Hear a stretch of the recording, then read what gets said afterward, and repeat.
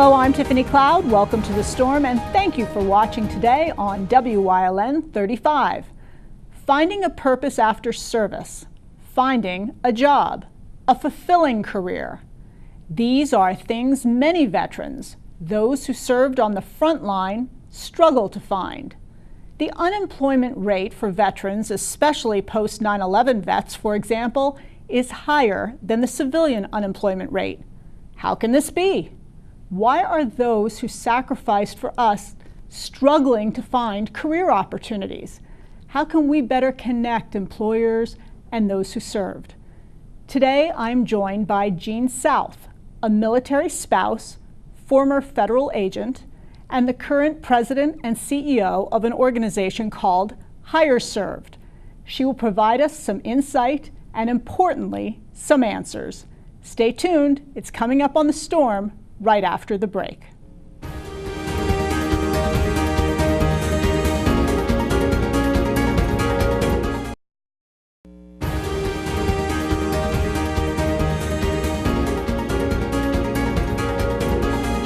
Welcome back to The Storm. I'm so pleased to be joined today by Jean South. She is the president and CEO of a company called HireServed. Jean, thank you so much for joining me on The Storm. Thanks for having me. I'm excited to be here. Well, I'm happy to have you. Jean and I, in the spirit of full disclosure, have been friends for a long time, many years. We helped get each other through our husbands' respective deployments to the combat zone and them returning home from combat. So we're both military spouses and good friends. You're doing some really special work, though, and I cannot wait to share it with the audience. But before we share that work, I want you to tell the audience, besides you being a military spouse, a little bit about yourself. Well, we just discussed it's sometimes hard for me to talk about myself. I think that is common in the military spouse community.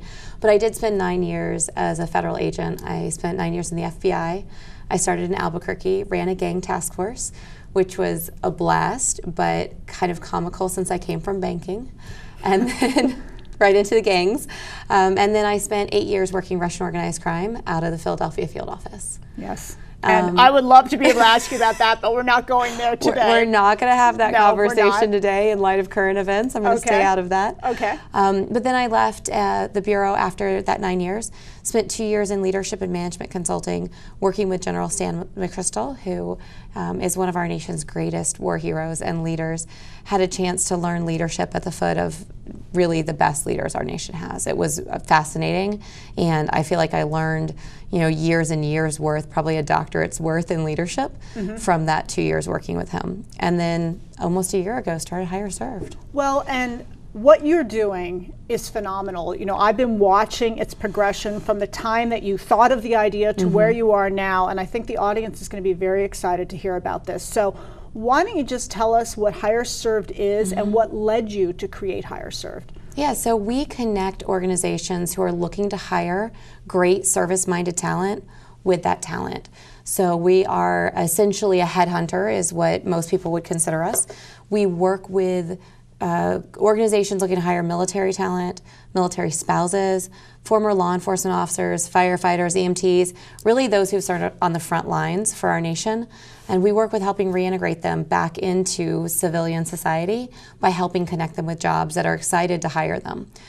We also really focus on purpose and mission. So we'll ask an organization, what is your mission? And we look to find a service member whose purpose aligns with that mission. We know that that results in better employees across the board. And so that's a part of what we do. I started the business last summer because it was time to get off the road. As much as I learned from General McChrystal, it was also time to be home with my family and not traveling as much. And so I went on that same journey that our service members have as they're leaving service. I jokingly call it deciding what I want to be when I grow up. Okay. And attempting to figure out, what's next for me, what's my path, and trying to understand what is the purpose that I'm here to serve now that I'm not an FBI agent, now that I'm not, in essence, feeling like I'm saving the world every day. How do I do that? And so I went on that journey, and it led me here for a lot of different reasons. I looked at joining other organizations that do what we do, and what I found lacking was that focus on purpose. So I started my own. Okay, well, and I think this focus on purpose is very important because I'm just going to use the military as the example. I know you said that a lot of people that work on the front line, you're there to help them with the transition process to civilian life. But let's just use the military. You have a purpose when you're in the military. You know what your job is, and you are very mission focused. Yep. You're also someone, I know rank and moving up rank and promotion is very important in the military, so that you can measure how you're doing. Sometimes, unfortunately, I think these veterans, if they're fortunate enough to get hired, which in many cases they aren't, but let's say they are fortunate enough, they're dumped in a warehouse moving boxes. And I would imagine it's very difficult to go from the purpose of handling millions of dollars worth of equipment and life and death decisions and knowing what the next step is in your promotional life to I'm moving a box. And it feels like there's something going wrong there. So talk to me about how you figure out and help them define purpose and connect them with companies that get it. Yeah, so there's so many problems packed into that. The first is the challenge of understanding how to take those military skills and translate them to the private sector. So that is owned by both sides. I feel like the private sector needs to do a better job of understanding how they can draw on the things learned in the military, understanding a little bit better that someone who's 22 years old may have led 30, 40, 50 people into battle, a high-stress situation, and how can we translate that into our private sector job. So part of that's on private sector. Okay. The other part's on the service member. It's about learning where you're going to. So I compare it to when I learned Russian when I was working for the Bureau. It was really important for me to not only learn words, but how they were used in a sentence and understand that culture so that I could get a better feel for how to incorporate myself into that culture. And so it's important for our service members to learn about what the private sector calls things and how their skills translate and how to show that value to a private sector recruiter who may not understand what troop movement means, right? They may not get that. It's a different language. It's a whole different language. So there's that, and that's a part of the challenge, which is why we often see that highly skilled veteran end up moving boxes. But we also have the challenge of even when we do have skills translators, of which there are many, that will take your military specialty, put it in the computer, tell it what you did. It tells you the skills that you have in civilian terms. The piece that's missing there is that purpose conversation. So when we do that, we often have veterans stay for a year or two and then leave. And you'll see some, what we call job hopping. You know, it's also, we see it in the millennials, and everyone's, you know, oh, you can't keep a job, you don't stay put. It's because they've never really been asked to dig deep and understand their purpose and find a company they align with. So they're doing tasks they're capable of doing, but because they don't have that larger mission anymore, it doesn't have that same fulfillment. And so they go looking for that fulfillment. And until we tap into that purpose, they're gonna keep looking. Okay, and in the next segment, I really want to start by talking about, you know, one of the things you do, yes, is help with job placement, but you also do, a big part of what you do is career coaching and helping them figure out purpose and find that match. So we're going to talk about that a bit more. I have to go to break. We will be right back on The Storm.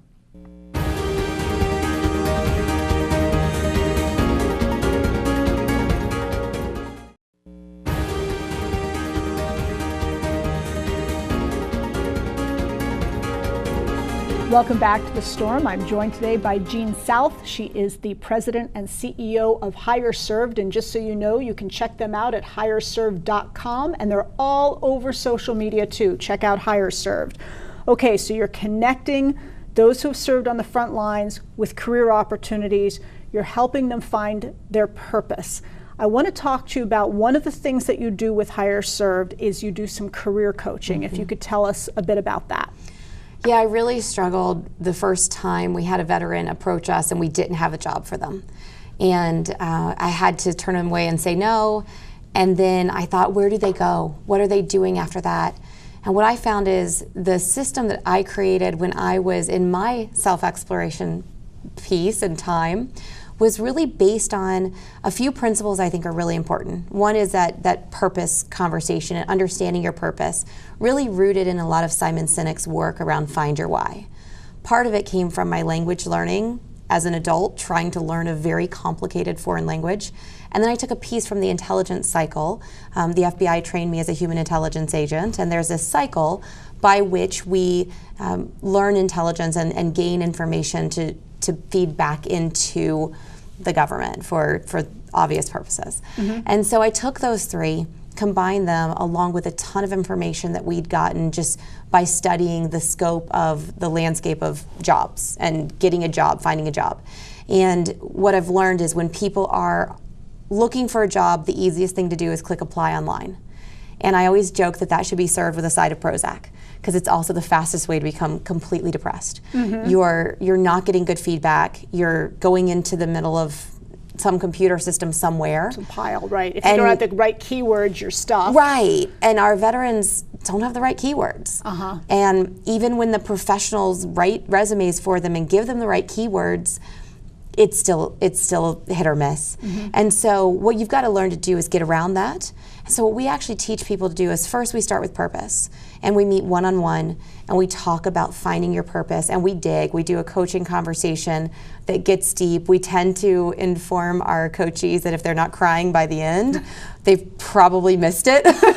So our coach, Josh, often will tell me that he has some really tough guys, and by 30 minutes in, they're just in tears. And it's because we're asking them to touch a piece of their soul that they really haven't been allowed to touch for a long time. It's what they want and what fulfills them. And so we go deep that first call. And then after that, we teach them what to do with that, right? So that does us no good if we don't do something useful with it. So that's where the Intel cycle and the language learning kicks in. We get them on the phone with mentors and people in the field, people who've walked this path, people in the companies they might want to work for, people in the roles they might want. And so we teach them how to have those conversations, and in those conversations they learn the language.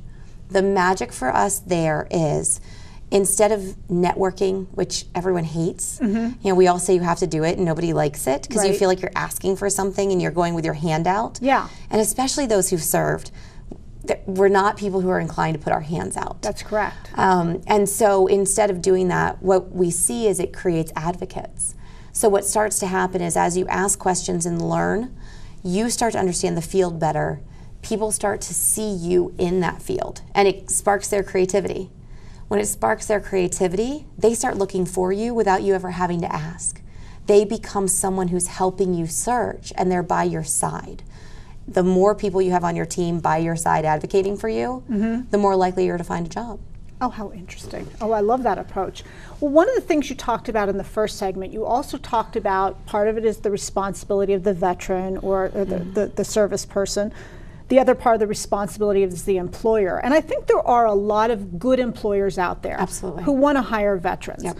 But I think they're maybe missing the why piece. I feel as though they want to do it because it does feel good. It feels right to give an opportunity, to help provide opportunities for someone who sacrificed for us. But it's more than that. A veteran can be so much more as an employee, and I'd like you to talk a bit about that.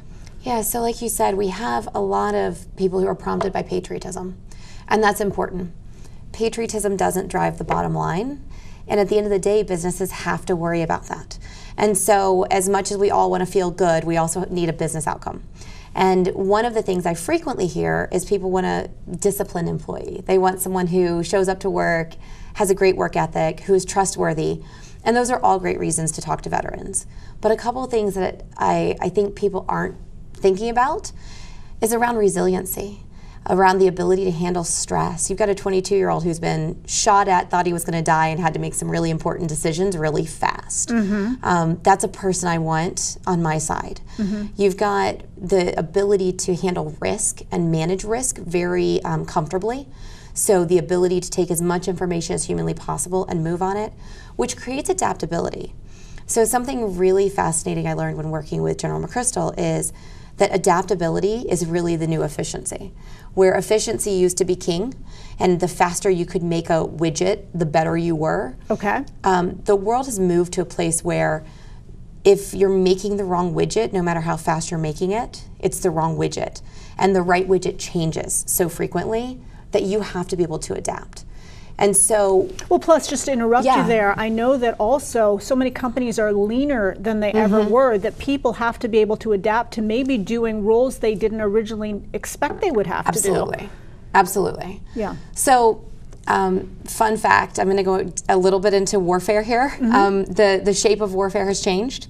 We used to fight Russia, and they're a big country, we're a big country. It was action, reaction, and things happen that way. So that's how we trained. Now, and that's where you get people who think, military, they just take orders. They give orders, they take orders. And that used to be true.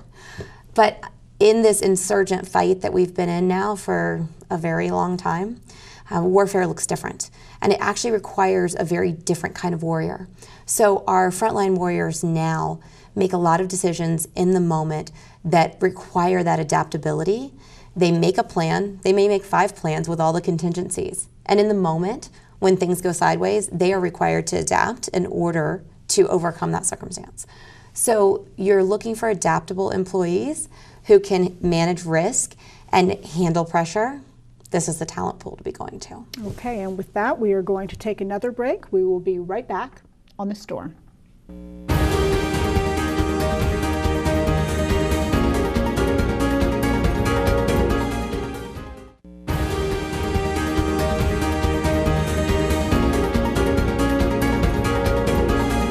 Welcome back to The Storm. Okay, Jean, so let's say HireServed has worked with a veteran and they've done all of this career coaching and they've figured out purpose.